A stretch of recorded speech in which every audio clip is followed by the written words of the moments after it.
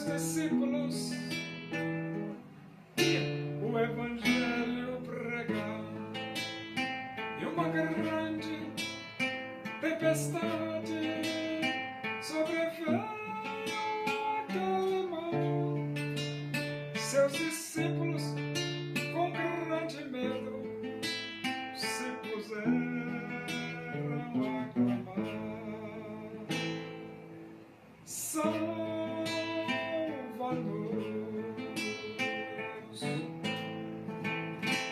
Senhor, pois estamos a perecer. Salva-nos,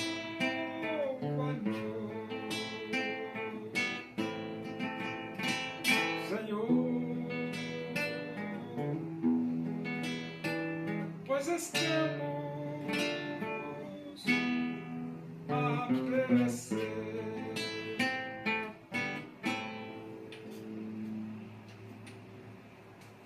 Vamos abrir a Bíblia. Primeira Epístola de Paulo aos Coríntios, capítulo 7. Nós vamos ler do versículo 1 até o versículo 9.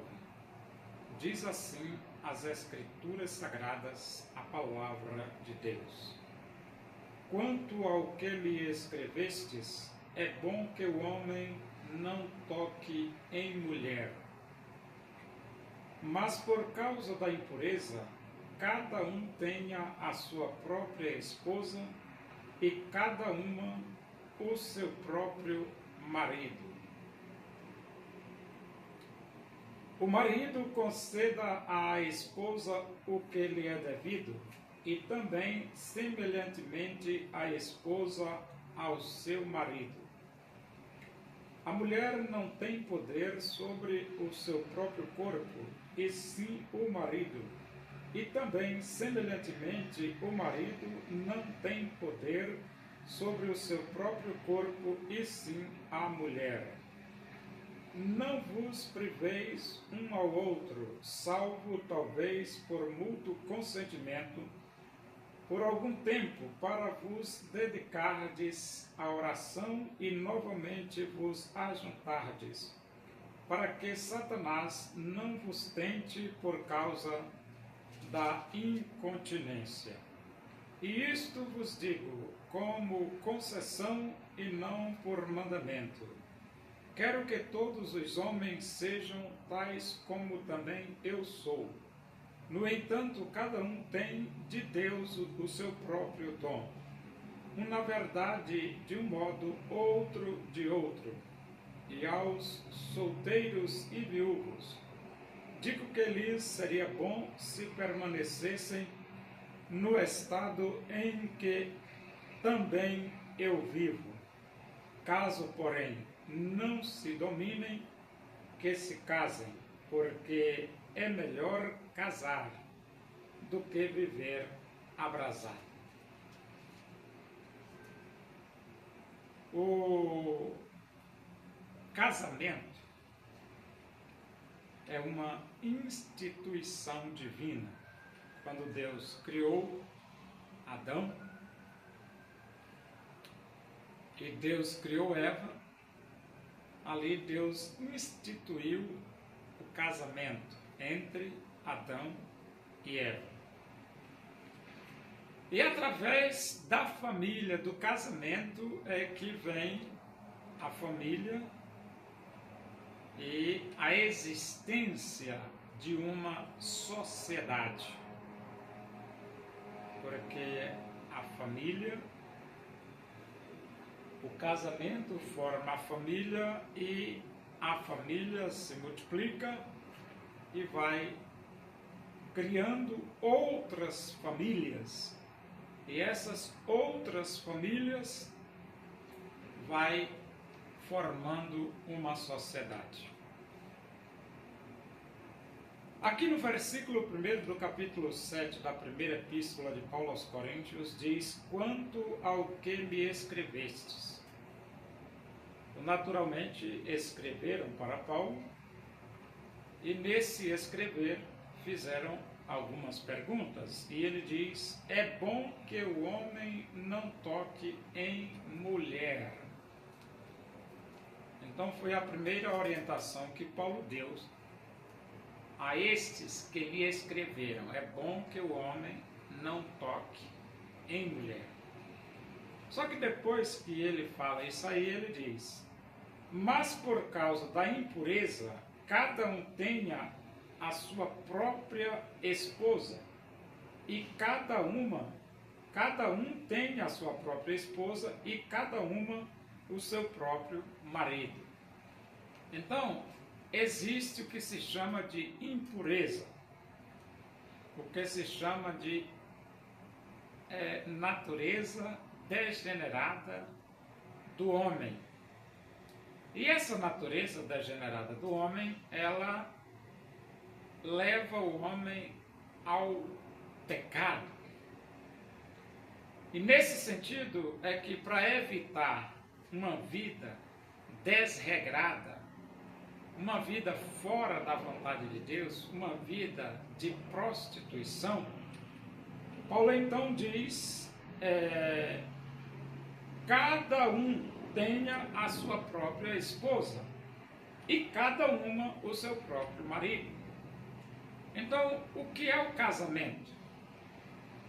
É uma instituição criada por Deus, onde o homem terá a sua esposa e a mulher terá o seu esposo. De forma que, dentro do casamento, eles vão satisfazer as suas vontades e não vai precisar andar na prostituição. Por que não? Porque você tem sua esposa. E a mulher? Porque tem o seu esposo. O versículo 3 diz: o marido conceda à esposa o que lhe é devido, e também, semelhantemente, a esposa ao seu marido. Então, o que é casamento? É doar-se ao seu cônjuge. O marido se doa à sua esposa e a esposa se doa ao seu marido, sexualmente falando. E ele diz aqui, o versículo 4: a mulher não tem poder sobre o seu próprio corpo, e sim o marido. E também, semelhantemente, o marido não tem poder sobre o seu próprio corpo, e sim a mulher. Aqui é o versículo 4. Essa expressão bíblica dizendo que a mulher não tem poder sobre o seu próprio corpo, e sim o marido, e o marido não tem poder sobre o seu próprio corpo, e sim a mulher, não significa dizer que você não vai respeitar os direitos individuais da sua mulher, e nem a mulher vai desrespeitar os direitos individuais do seu esposo. Não. Você tem que ser sábio, ser inteligente. E mesmo que a palavra de Deus diz que o marido não tem poder, a mulher não tem poder sobre o seu próprio corpo, e o marido não tem poder sobre o seu próprio corpo, isso é a mulher, você vai viver de uma forma sábia, respeitando a sua esposa e a sua esposa respeitando você. O corpo da sua esposa é seu? Mas você também não pode usar como se você fosse um ditador. E nem a esposa vai usar o corpo do marido como se ela fosse uma ditadora. Não. Existem as liberdades individuais. O versículo 5 diz: não vos priveis um ao outro, salvo talvez por mútuo consentimento, por algum tempo, para vos dedicardes à oração e novamente vos ajuntardes, para que Satanás não vos tente por causa da incontinência. Então, não vos priveis. Claro, isso é lógico. Porém, ele diz se houver mútuo consentimento. O que é mútuo consentimento? É uma conversa entre os dois. E ele ainda dá o motivo aqui, né? Para vos dedicardes à oração. Então vamos dizer assim, se houver um mútuo consentimento da esposa, um consentimento da esposa e o consentimento do marido, vamos fazer aqui uma hipótese, separar 10 dias para viverem em oração e os dois concordarem, então tudo bem. O casal pode passar 10 dias sem relação sexual, apenas para estarem em oração. Mas tem que haver a concordância da mulher e a concordância do homem, a concordância dos dois.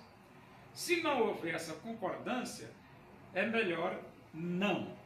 É melhor ficar com a vida normal entre marido e mulher. É por isso que ele diz, não vos priveis um ao outro, salvo talvez por mútuo consentimento, por algum tempo para vos dedicardes à oração, e novamente vos ajuntardes, para que Satanás não vos tente por causa da incontinência.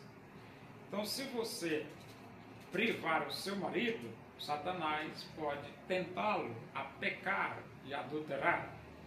E se o marido negar a esposa pode ser tentada a pecar e a adulterar.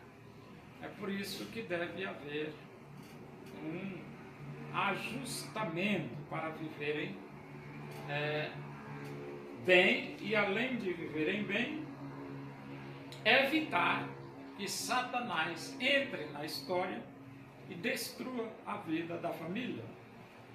O versículo 6, e isto vos digo como concessão e não por mandamento. Aqui não é um mandamento, Paulo está dando um conselho, né? Versículo 7, quero que todos os homens sejam tais como também eu sou. No entanto, cada um tem de Deus o seu próprio dom. Um, na verdade, de um modo e outro de outro. Então, Paulo queria que todos fossem como ele. Mas, na verdade, individualmente, cada pessoa tem o seu dom, tem a sua missão, tem o seu propósito, porque cada um tem a sua contribuição social e a sua posição de função social. E o versículo 8 diz, e aos solteiros e viúvos, digo que lhes seria bom se permanecesse no estado em que também eu vivo. Então Paulo diz, seria bom, mas claro, esse seria bom depende de você, né? Seria bom, mas vamos imaginar que você não quer ficar nem viúvo e nem quer ficar solteiro. Agora, se ficar viúvo, não está dentro de sua vontade, né? Porque você não pode segurar a vida de ninguém, né? Mas, vamos imaginar, você não quer ficar sozinho. Então, se você não quer ficar sozinho, por exemplo, você é viúvo, não quer ficar sozinho, você tem direito a casar. Se você é solteiro, não quer ficar sozinho, você também tem direito a casar. Agora, só que mesmo você sendo viúvo, tendo direito a casar, sendo solteiro, tendo direito a casar, Paulo diz, seria melhor se você continuasse viúvo ou continuasse solteiro, mas isso aí a decisão é sua, né? Agora o versículo 9, caso porém não se dominem, que se casem. Esse negócio, caso porém não se domine, é porque, por exemplo, você é só, mas você não se domina. Você vive adulterando, vive pecando, vive se prostituindo. Nesse caso, Paulo diz assim, é melhor que você se case. Porque é melhor você ter a sua família, ter a sua esposa, do que você viver se prostituindo, adulterando, pecando, bagunçando com a sociedade, né? E ele diz aqui, caso porém não se domine, que se casem, porque é melhor casar do que viver abrasado.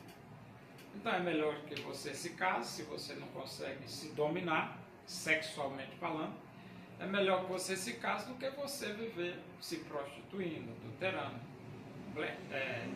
flertando, pecando e pintando certo, bordando 14, bagunçando com 21. Então é melhor que você se case, caso você não consiga se dominar, né?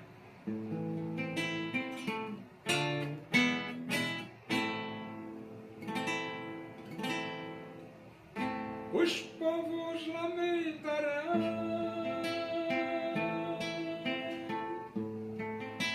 a vinda do Filho do Homem, pois não se arrependeram. Em Jesus eles não creram.